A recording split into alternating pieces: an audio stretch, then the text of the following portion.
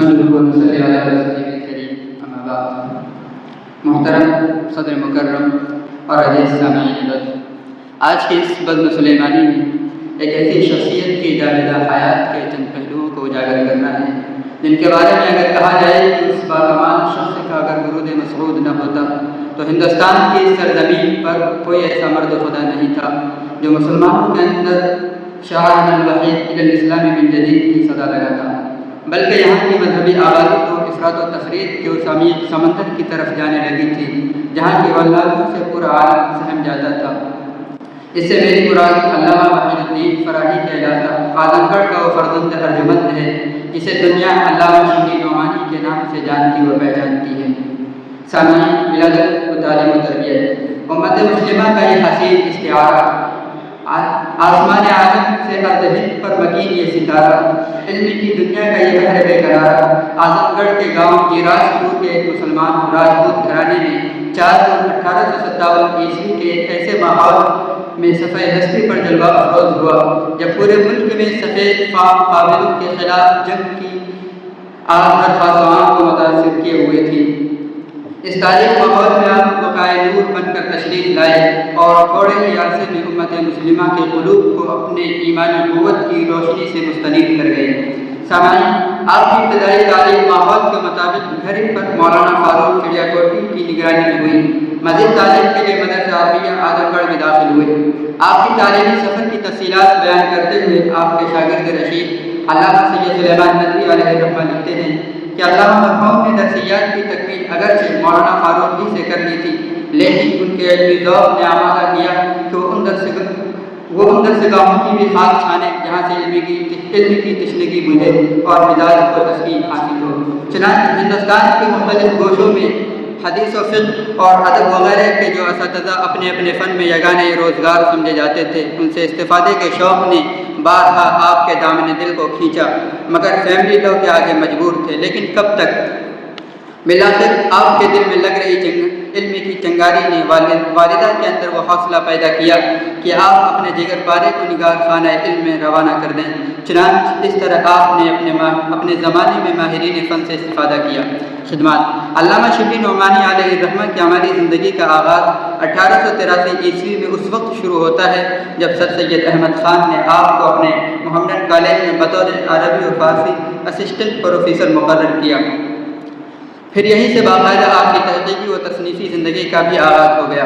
1892 عیسوی میں اسی کالج کے انگریز پروفیسر و دیگر برطانوی اسکالرس کے ساتھ آپ نے ترکی و شام وغیرہ کا دورہ کیا۔ اس کے بعد آپ کی مقبولیت عوام سے لے کر ہند کی سلطنت پر قابض انگریزوں تک جا پہنچی۔ اس کے بعد آپ کو شمس العلماء کا خطاب حاصل ہوا۔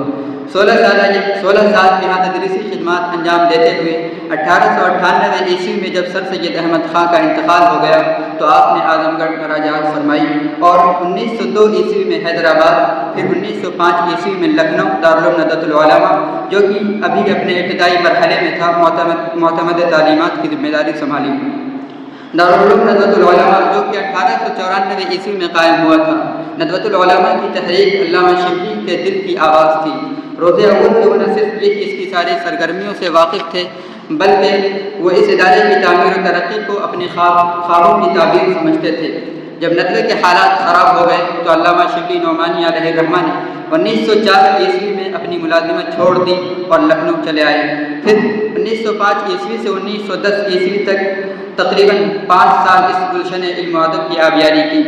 اس میں کوئی شک نہیں کہ آج جو عظیم الشان یونیورسٹی ندوۃ العلماء کے نام سے جو کچھ بھی ہم اس میں دیکھ رہے ہیں یہ سب علامہ شبلی کے 5 سال کا کیا ہوا ہے۔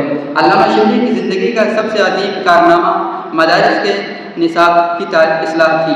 چنانچہ علامہ شبلی نے دارالعلوم ندوۃ العلماء کے معتمد تعلیم کی حیثیت سے ندوے میں جو تعلیمی اور نصابی اصلاحات کی وہ خود علامہ کی زندگی اور ندوے کی تاریخ کا ایک سنہرا باب ہے۔ اگر وہ نصابی اصلاحات باقی رہتی اور ان پر عمل کیا جاتا تو ہمیں علامہ سید سلیمان ندوی، علامہ ابوالسلام ندوی، مولانا مسعود عالم ندوی اور علامہ ابوالحسن علی ندوی فارغین ندوہ کے ہر بیچ میں ملتے، مگر بدقسمتی سے چند قدامت پرست علماء کے گروپ نے علامہ شبلی کی ان اصلاحات کو نہ صرف خارج کر دیا بلکہ علامہ شبلی نعمانی کو ندوہ چھوڑنے پر مجبور کیا۔ افسوس صد افسوس۔ تصنیفی خدمات۔ جہاں تک علامہ شبلی نعمانی کی تصنیفی خدمات کا تعلق ہے تو آپ کی مشہور تصانیف میں الفاروق، سوانح مولانا روح، علم الکلام، المعقول، موازنہ انیس و دبیر، شعر العجم، الغزالی، سیرت النعمان وغیرہ وغیرہ قابل ذکر ہیں۔ ان کے علاوہ سیرت النبی علامہ شبلی نعمانی کی سب سے معرکۃ الآراء اور شاہکار تسلیم کی جاتی ہے۔ علامہ شبلی نے سیرت النبی کی صرف 2 جلدیں لکھی، اس کے بعد آپ کا انتقال ہو گیا۔ پھر تقریباً 25 سالوں میں ان کے شاگرد رشید نے بقیہ 6 جلدیں مکمل کی، جس کا ترجمہ دنیا کی کئی زبانوں میں ہو چکا ہے اور جو پوری دنیا میں بہترین کتب سیرت میں شمار کی جاتی ہیں۔ وفات الملال۔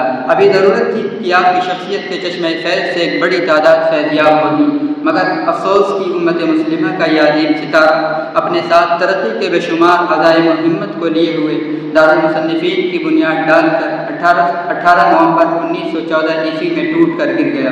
انا للہ و انا الیہ راجعون۔ مولانا ہی کے ایک شعر، انقلابی شعر پر اپنے اس مقالے کا اختتام کرنا مناسب معلوم ہوتا ہے کہ کہاں تک لوگے ہم سے انتقام فتح ایوبی، کہاں تک لوگے ہم سے انتقام فتح ایوبی، دکھاؤ گے ہمیں جنگ صلیبی کا سما کب تک، یہ مانا کہ تم کو تلواروں کی تیزی آزمانی ہے، یہ مانا کہ تم کو تلواروں کی تیزی آزمانی ہے، ہماری گردنوں پر ہوگا اس کا امتحان کب تک۔